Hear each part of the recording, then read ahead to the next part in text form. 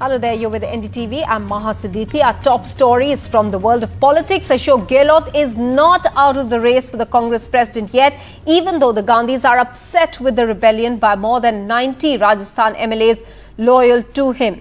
3 of them now face disciplinary action. Digvijay Singh and Mallikarjun Kharge could also be in the running for the Congress's top job. One, it seems there aren't too many takers for.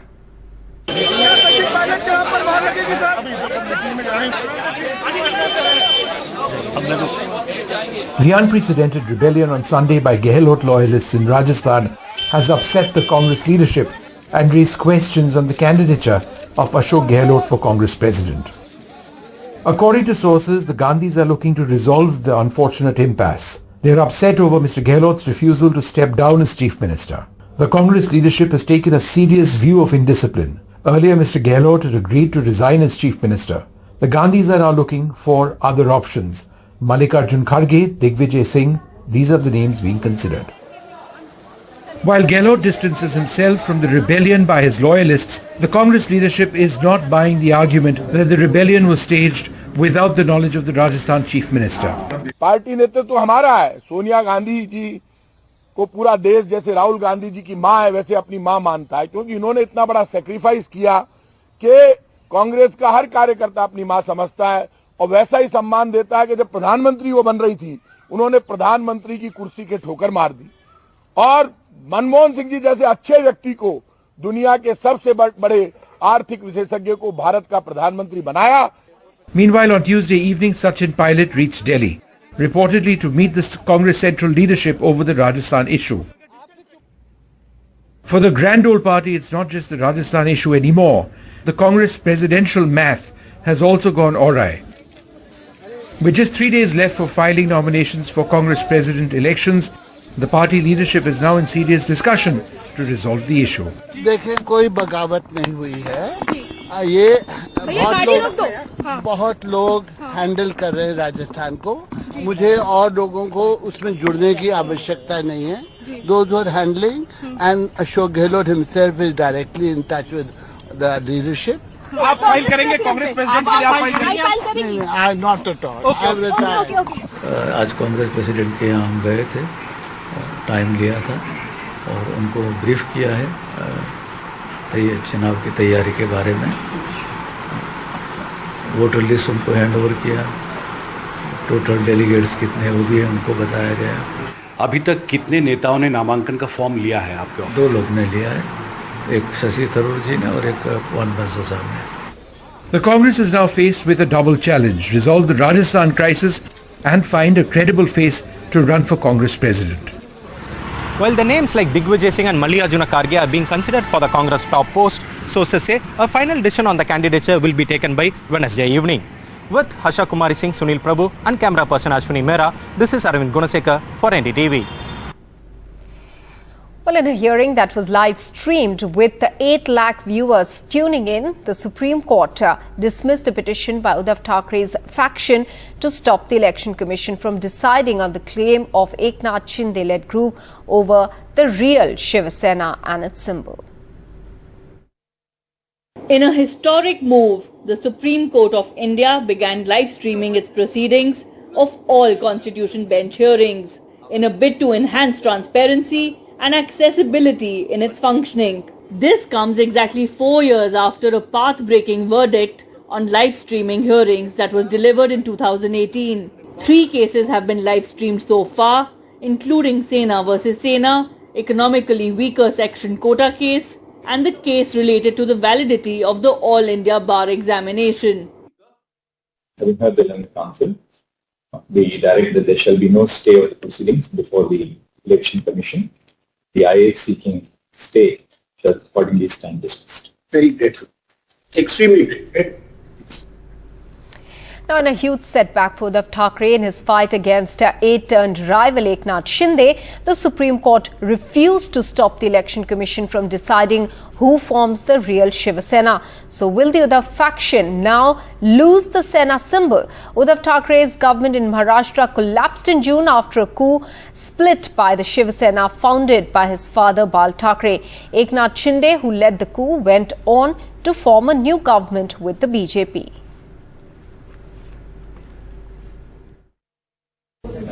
लोकशाहीमध्ये घटना, कायदा, नियम याच्यावर आधारित निर्णय होत असतात आणि लोकशाहीमध्ये बहुमताला महत्त्व असतं. त्यामुळे आज बघायला गेलं तर बहुमत जे आहे आमच्याकडे आहे, विधानसभेत पण आहे आणि लोकसभेत पण आहे.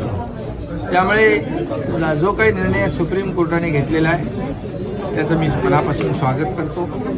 बाकी न्यायप्रविष्ट बाबी आहेत त्यामुळे मी जास्त काय त्याच्यावर आणखी बोलणं उचित होणार नाही.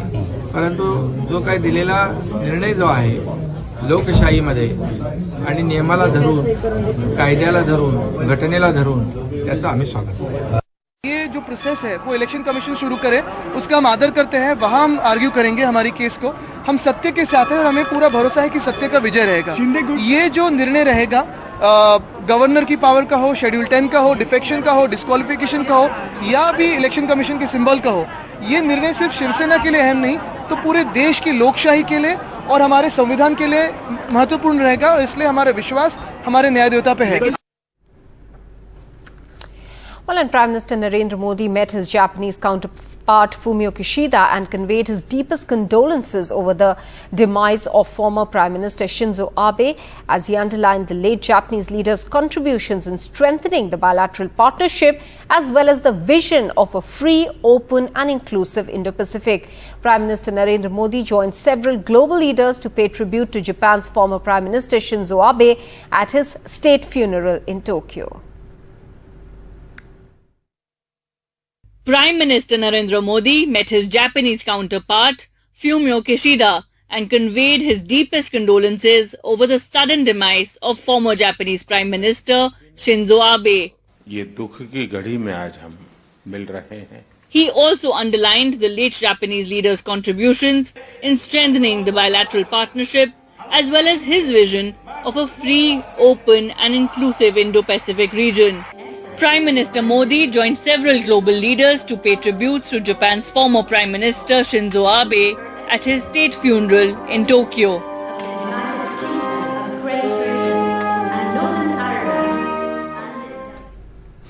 Let's move on now and turn our attention to the joint press availability between External Affairs Minister S. Jaishankar and US Secretary of State Antony Blinken, in which Antony Blinken said that a voice as consequential as India's should be heard about this not being the era of war, alluding to what Prime Minister Modi had said to the Russian President Vladimir Putin in Samarkand. I really want to emphasize what Prime Minister Modi said, because I think he captured, as well as anyone I've heard, fundamentally what this moment is about. As he said, this is not an era, this is not a time for war. We could not agree more. We saw the aggression, the threat of the aggression mounting from Russia against Ukraine last year. We warned the world about it, and we tried everything possible to avert it through diplomacy.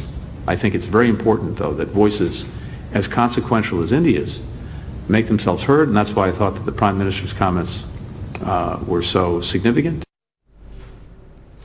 Meanwhile, the two leaders also discussed the issue of price capping of Russian oil. External Affairs Minister S. Jaishankar pointed out that procuring oil, especially for the countries in the south, was becoming very difficult and oil was breaking the backs of many countries. Do we have concerns, this is in respect to your oil question. Look, we have concerns about the price of oil. But we are a $2,000 per capita economy. The price of oil is breaking our back. That is our big concern. Meanwhile, India has ripped the whale off the US sustenance package to Pakistan for the upkeep of the F-16 fighter jets. India's External Affairs Minister said that you're fooling nobody, after stating exactly where and how Pakistan had been deploying its jets. The strongest ever language used by India opposing the decision of the United States to clear a $450 million package to sustain Pakistan's F-16 fighters, a move that the government of India has strongly opposed, most recently by External Affairs Minister S. Jaishankar, who's in the US on an official visit. When you are talking of an aircraft capability of the everybody knows, where they are deployed and what is the use and what. So, you're not fooling anybody by saying. The sharp comment from S. Jaishankar is the third such remark on the issue over the last month by senior Indian officials and ministers. We don't view our relationship with Pakistan, and on the other hand, we don't view our relationship with India as in relation to one another. Perhaps seeking to reach out to India after the F-16 issue, the United States Secretary of State Antony Blinken has now asked Pakistan's Foreign Minister Bilawal Bhutto Zardari to manage the relationship with India reasonably. In our discussions today, we talked about the importance of managing a responsible relationship with India. Despite the US assertion that Pakistani F-16s are meant for anti-terrorism duties, New Delhi knows all too well that these fighters were used by the Pakistani Air Force in 2019 against India in the air battle a day after the Balakot strikes. An F-16 is believed to have been brought down by the fighter flown by Wing Commander Abhinandan Vardhaman. Bureau Report, NDTV. Let's move on now. Round 2 of a massive crackdown, now second in a week by the state police after NIA and ED's raids last week. Over 200 PFI and SDPI activists were taken into preventive custody in raids today. This is what round 2 of the crackdown on Islamic group Popular Front of India and its political wing SDPI looked like. Of the 200 arrests or detentions across 8 states, the most 80 were in Karnataka, followed by 44 in Uttar Pradesh. Last time the crackdown was led by the NIA, the National Anti-Terror Squad. This round of arrests has been led by the state police. The focus of this round of action, like the arrest of the SDPI leaders in Karnataka, says the police, is to round up PFI members who were planning violent protests against the PFI crackdown. So these people, they were inciting communal violence or public disorder or trying to foment trouble in the society. And even now, in the past they have done it, and even now they are trying to, planning to do such activities. That's why these people, they have been taken into custody. In Delhi, the arrests were accompanied by enforcing prohibitory orders in Jamia Nagar in southeast Delhi. But specifics of the arrests remains unclear. In Assam, for instance, the police has not officially specified the charges as yet. Police sources say they have recovered PFI literature, which is seditious in nature, including a vision document 2047, which plans for an Islamic state when India attains 100 years of freedom. In Maharashtra, the police claim the arrests are based on information about the PFI collecting information about the Nagpur headquarters of the RSS. Home Minister and Deputy CM said the raids are evidence-based. देखिए, जो भी चीज़ें यहाँ पर हो रही है वो सारी नियम के अनुसार, कायदे के अनुसार हो रही है। जो सरकार के पास पिछले 2-3-5 सालों से लगातार इसकी तफ्तीश चल रही है, उसमें जिस प्रकार के एविडेंस आए, उन एविडेंस के आधार पर ये कार्रवाई चल रही है। Swift action, seemingly synchronized. The police swooped down on SDPI and PFI activists for the second time in a week. While some of them have been detained based on the interrogation of last week's arrest that was made by the NIA, ED and also the state police, some of them have been detained based on the preventive action report that's been generated. Now this prevents some of these activists who have been detained from indulging in illegal activities. In Bengaluru, Shrija for NDTV with Sohit, Ratnadeep and Neeta in Delhi. Well, and there have been new revelations now in the Uttarakhand murder case. Drugs, prostitution were rampant at the resort. This is what an ex-employee who's now exposing resort owner Pulkit Arya had to say.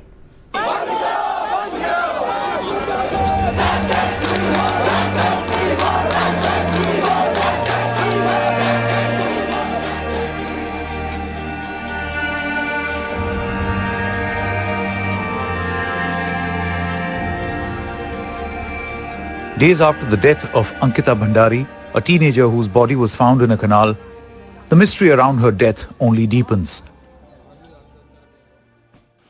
The latest, an allegation by a former staff member at the same resort where Ankita used to work. Employees now say the resort, owned by Pulkit Arya, son of BJP leader Vinod Arya, was a den of vices. Resort में लड़कियों के साथ बहुत घिनौनी हरकतें होती थी, वो लड़कियों को बहुत गंदी गंदी गालियां देता था। लड़कियां आती थी रिजॉर्ट से और रिजॉर्ट में तो मुझे एंट्री के लिए मना किया जाता था कि तुम इन लोगों की एंट्री नहीं करोगी। Employees alleging that the resort was a front for prostitution and drug abuse, which was run and masterminded by owner Pulkit Arya. Ankita used to work as a receptionist at the resort. Though the police claim to have gathered all evidence required, the demolition and then arson at the resort now points fingers at connivance. The opposition alleges that this was done to make it appear like speedy justice, in turn protecting the accused by destroying what could have been crucial evidence. ये भाजपा के लोग जो कह रहे हैं कि ये राजनीतिकरण कर रहे हैं, ऐसा नहीं है। अंकिता हमारी बेटी थी और हमें उस बेटी का दर्द है। The versions from the ground do not add up. Who carried out the demolition? The district magistrate of Pauri told NDTV that they are investigating into the matter. Reports later suggested that the resort demolition happened hours before the body was even found. In the meanwhile, Chief Minister Dhami owned up to the demolition, saying, "We took swift action." What all was demolished? The boundary wall was broken, shed broken, the front facade demolished, front rooms where Ankita reportedly stayed have been demolished. The entire property was vandalized. Another question, who burned the resort? The police say locals burned the resort. Investigation is on to find out who did this. Only specific portions of the building was burnt. Who was manning the property? Was the police manning the property? Initially, the property was open to all. The revenue police of the state was in charge. The state police entered the crime scene later. Now, the police has been deployed. Could evidence have been compromised? The DGP says that they have collected all the evidence. But the SIT team went to the spot a day after the demolition to investigate. Mattresses were seen dumped in a swimming pool. The police has not recovered any CCTV footage from the resort. The resort had CCTV cameras which are now dysfunctional. Rooms have been completely vandalized. Could any further hunt for evidence have been compromised? Chief Minister Dhami, who claimed proudly to have carried out the demolition, isn't speaking much about it. He says, let the probe continue. ये बहुत ही जघन्य अपराध हुआ है और इसकी जितनी भी निंदा की जाए कम है। पुलिस ने सभी आरोपियों को बंद कर दिया है, सभी जेल में चले गए हैं। The big question now, was bulldozer justice an attempt to shield the accused? Has a deliberate attempt at destroying evidence at the scene of crime been made? And most importantly, in an attempt to deliver justice, is this a miscarriage of justice for Ankita? Bureau Report, NDTV. Relief for apple growers in Kashmir. The trucks that were stuck for weeks by the traffic police were finally allowed to move on Monday. A major relief for apple growers in Kashmir. Thousands of apple-laden trucks with produce meant for sale across the country, stopped by the traffic police for over a week on the Srinagar-Jammu National Highway, were allowed to move on Monday evening, finally decongesting a 40-kilometer long line of trucks. On Tuesday, former Chief Minister Mehbooba Mufti joined this protest by apple growers, alleging a deliberate attempt by the government to destroy the apple industry. इसलिए मैं आज सरकार को यहाँ से warn करना चाहती हूँ कि अगर आपने रास्ता नहीं खोला तो मैं सब लोगों के साथ मिलकर जो नेशनल हाईवे उसको ब्लॉक करेंगे। The Jammu and Kashmir Traffic Police have denied allegations and threatened action against those who they claim are spreading false information. In a statement, the police said, "In no case any Apple truck remains stranded for more than 2 days, contrary to the false claims and propaganda that is being spread by vested interests." But apple growers maintain that delays stretched over a week, and it cost them heavily because a sizable chunk of the apple went rotten in the stranded trucks.